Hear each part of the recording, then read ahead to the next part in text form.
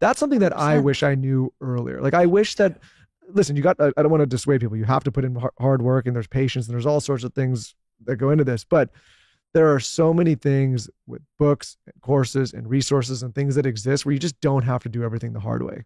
Yeah. Like I've Yeah. done so many, like I'd say the first 15 years of my career was just doing things the absolute hardest way. 100%. I also think if you really want to create wealth and you're not using every fucking goddamn second that you can to passively multitask to learn, it's a waste. I mean, totally agree. any second that if you're making the bed, put on a podcast. This is why, like, there's really no excuse. But this is why, like I get frustrated sometimes when we get messages on like, how do you do this? Or can I pick your brain for coffee? And I'm like, guys, like all of this time scrolling and messaging and consuming could be spent learning and reading and going to places where people are already telling you exactly what to do. Like there is nothing that if you want, like if right now I decided I'd like to be one of the best video editors in the world, I'm not saying I have that talent, but I can go and spend a week online just going and figure out how do you do this. There's YouTube, like people just don't do that anymore. They don't, or not enough people. I think people. There's maybe a lack of resourcefulness. Like back in the day, if you wanted to be a blacksmith, the only way for you to learn how to be a blacksmith was probably by watching other blacksmiths and being taught. Like now, if you want to go and be a developer, or you want to get into finance, you want to start a podcast, or you want whatever,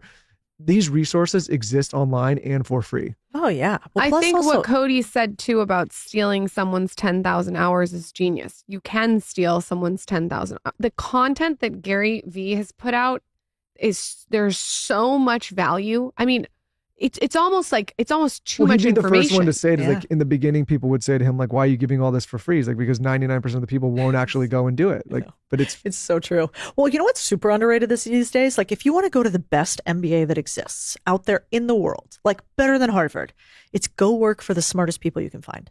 And guess what? They're going to pay you to get an MBA. You get to steal their 10,000 hours while you work with them. And you probably get to do it with a bunch of other people who you could travel through time with. You were just saying this. I was saying maybe instead, and listen, I get shit for college and how you feel about education is all personal. But my thing is like, is it a better idea to take on a bunch of debt in the hopes that one day you get hired by a really smart person? Or maybe you go and work for somebody for peanuts without taking on the debt, but you get all of that information and access, right? Like there was a girl, and she knows, if she listens to this, she knows who she is. And she was in college and she said, okay, she started doing some graphic work for us. And she was like, okay, Michael, after I'm going to go and I'm going to move to New York and I'm going to try to work for this company and I'm going to go to school and to take on this debt. And I said, well, why don't you just like come work for me? And she's one of the people that worked here and went off to start her own thing. And I was like, why are you going to do it the hard way? Just like get access and then go on your own. I've never understood the concept of taking on hundreds of thousands of dollars in debt so that one day you can hope to get a job. Just like maybe work cheaper earlier, get the access and then do your own thing. I think it's because the generation above us has put such a snobbery, elitist energy around college. Like, and I think there's like an undertone that if you didn't go to the right college, that it's almost like ego.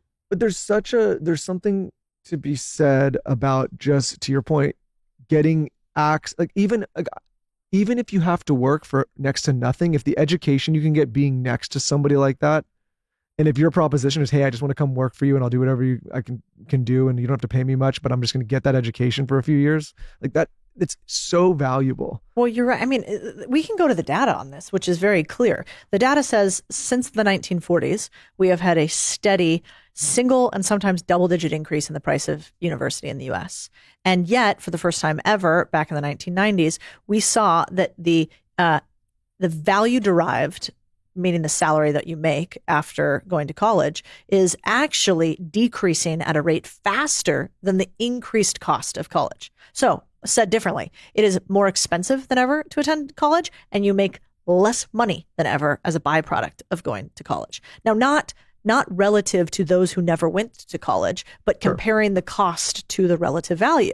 So we have had a complete divorce by universities from actually delivering more money into our pockets. And that's something that I wish I knew earlier. Like I wish that, listen, I don't want to dissuade people. You have to put in hard work and there's patience and there's all sorts of things that go into this, but there are so many things with books and courses and resources and things that exist where you just don't have to do everything the hard way.